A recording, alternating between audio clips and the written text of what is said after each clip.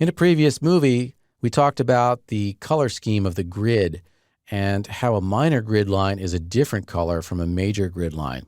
And it's extremely difficult to see the difference in the default color scheme here. We can change the color of the viewport background and the grid in order to make it much more legible. Let's do that. We'll go into the Customize menu and choose Customize User Interface. In that dialog, we've got a bunch of tabs here. Let's choose the Colors tab. And the default elements that we'll be working with are the viewports. We can scroll down inside there. We're looking for a viewport background. Select that, and we can change the color of the viewport background. Now, this is the current color, but notice how much darker it is in the actual viewport, and that's because gamma correction is currently enabled. And we'll talk more about gamma later when we look at rendering, but basically what's happening here is that the entire color scheme of the program is being pushed towards a darker realm because gamma is enabled. So what you see in this swatch will not actually correspond to the actual background. You're going to have to kind of do some trial and error here. I'll click on that color swatch, and I want to set this color to a brighter value. I know what I want actually because I've played around and experimented. I'm going to set the value to 100. Click OK. And for that to take effect, I need to click Apply Colors Now down here. And now we've got a lighter colored background. Okay, we also want to change the color of the grid. We can see that there is a slight difference between the minor and major grid lines, but we can make that better.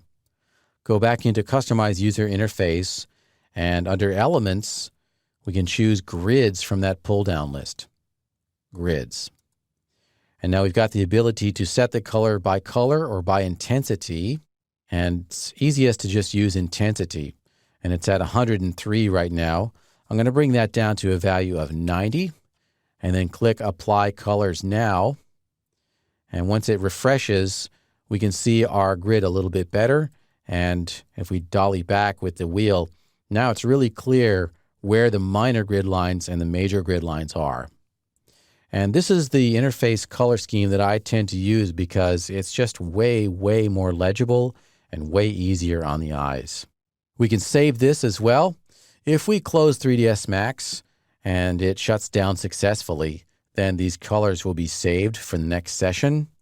However, if 3ds Max quit unexpectedly or crashed, then these settings would not be saved. We can save it explicitly by clicking on the Save button down here. And we're taken into a folder in our current user's profile in Windows. And if I go over here and click on the Save In button, it'll show us exactly where we're saving to. Current user, app data, local, Autodesk, 3ds Max, etc., inside a folder called UI. And it's got a default file name here, which is default UI. I'm actually going to change that so that it's really clear what I'm dealing with, because this is not actually the default UI. I've changed it. I'll call it Aaron's Colors or something like that. And I can always get that back by selecting that file. All right, excellent. So that's how we can customize the colors of the viewport background and the home grid to make it a lot more legible.